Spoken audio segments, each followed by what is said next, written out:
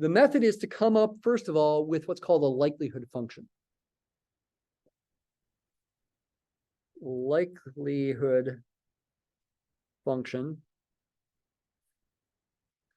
Call it L for likelihood. It's a function of the unknown parameter. In this case, P. In the discrete case, when your random variable is discrete, this likelihood function is going to be a probability. It's going to be a probability of observing a certain data set. For me, it'd be the probability of observing a certain number of free throws when I shoot 20 free throws over and over again. And what the maximum likelihood estimator method does is it tries to maximize this likelihood. Sounds like a calculus problem. Yeah, it is. We need to differentiate this function, find critical points, and maybe the critical point is the estimator that we're after. But what is the likelihood function? It's the probability of capital 1 equaling little x1, capital X2 equaling little x2, through capital X, I better use an M here, M equaling little xm. I'm still in the binomial case with parameters n and p. And so I better use an M instead of an N as my sample size here. But typically you use an N. This is really a joint probability. Probability of this being true and this being true and the next thing being true. I didn't put the words and in there, but they're implicitly in there.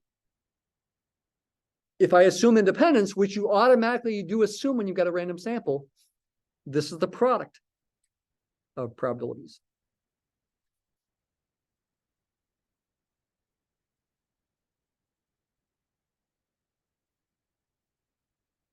And I can write this kind of thing for sure in the discrete case and say this is a probability. In the continuous case, it's not really a probability because the probability of equaling specific values is 0.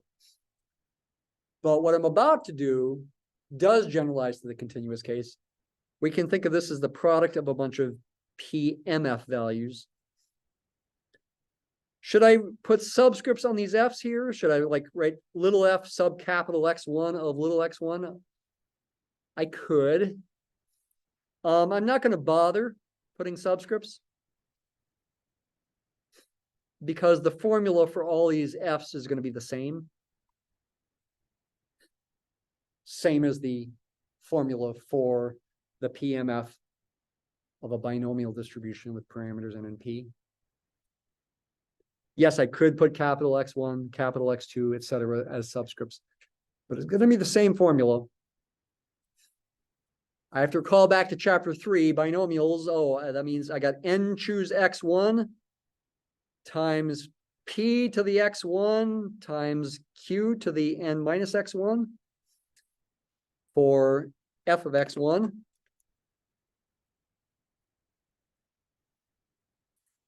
Right? Binomial PMF. For the next one, I'd have n choose x2 times p to the x2 times q to the n minus x2. That whole thing would represent this PMF value, etc. The last one is going to be n choose xm times p to the xm times q to the n minus xm. I'm out of paper.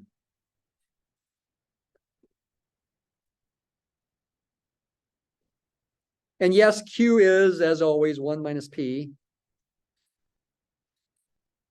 Oh, yikes. Really? You want to start feeling comfortable not only with capital sigma summation notation, but also capital pi product notation. Sigma starts with S, pi starts with P, just like sum starts with S and product starts with P. We've seen this before back in chapter 1, actually.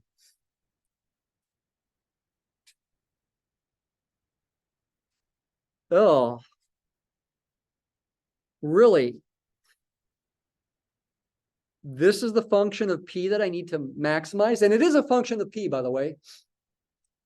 The N is fixed, 20 for my free throw shooting.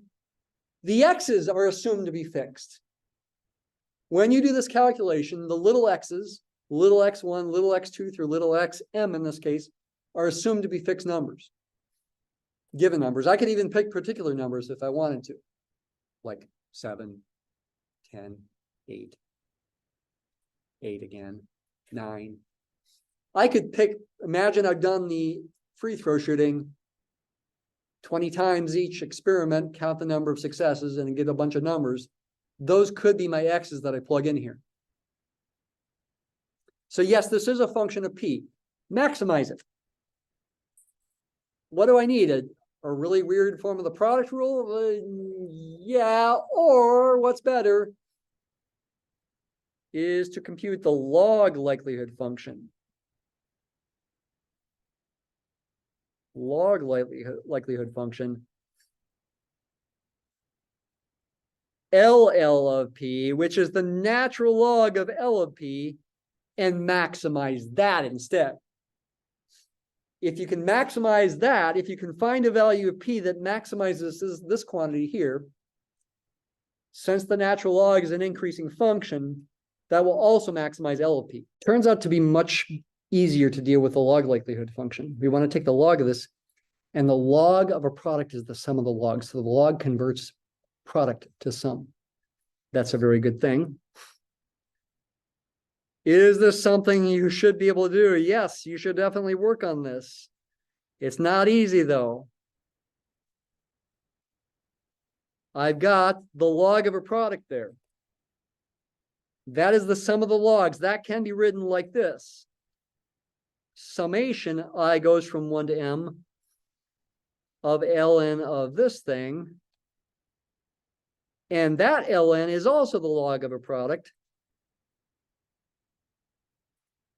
So that can convert to a summation as well. Without a summation sign, say ln of nxi plus ln of p to the xi. Another property of logs is I can bring that xi down in front like this, xi times ln of p. And with the next term, I can bring the n minus xi down in front like this.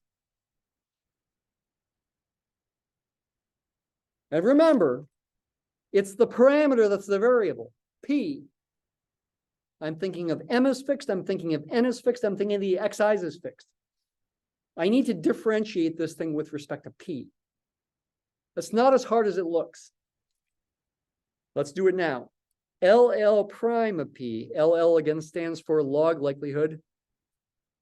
The derivative of sum is the sum of the derivatives. I can just differentiate, keep the summation sign there and differentiate each thing individually with respect to p. Hey, the first thing doesn't involve any p's. It's derivative 0. That's great. Differentiate this with respect to p. Get xi over p. It's not too bad. Differentiate this thing with respect to p. N minus xi over 1 minus p times -1, right? From the chain rule. That wasn't so bad. What am I trying to do with this? Set it equal to 0 and solve for p. That doesn't sound so nice. It's easier than it looks. Summation of 0 is 0. I can bring the summation sign through to these two things. And I could also add this thing without a minus -1 there to both sides of the equation. Ultimately getting summation I goes from 1 to m of xi over p equals summation I goes from 1 to m of n minus xi over 1 minus p. Again, I distributed the summation sign through the parentheses. That's fine. I added this to both sides without the negative sign to cancel it on the left. What am I trying to do? I'm trying to solve for p. P is a constant. 1 over p can be brought out in front.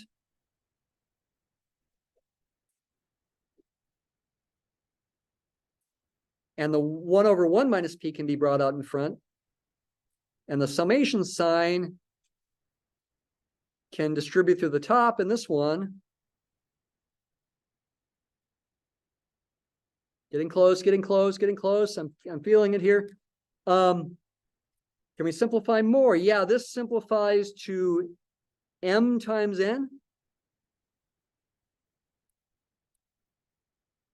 So what do we have here? Looks like we have, let's put the summations on the top of the fractions. Summation I goes from 1 to m of xi over p equals m times n minus the summation xi, I goes from 1 to m of 1 minus p over 1 minus p. Let's cross multiply. If I cross multiply next, what happens? This times this gives me a summation. I goes from 1 to m of xi minus p times that summation. And this other one gives me first m times n times p minus p times the summation. And something really good has happened. That summation and that summation cancel. I'm left with, I'll rearrange, m times n times p equals summation I goes from 1 to m of xi. Now divides both sides by m times n. And we're getting something that's kind of looking familiar. And that can be rewritten like this. And that is little x bar over n. We already got the same answers before. Although I haven't used any hats yet, and this is a little x bar, because I assumed I had an observed value of the random sample. Now at the final step, convert this to estimators. P hat is capital X bar over n. Done. We got the same answer as the mom. I guess I'm happy about that. Do you always get, does M.L.E. always give the same answer as MOM? No, they actually don't. So it is worth having two methods. Yeah, this one's much harder, but you should work on getting better at both.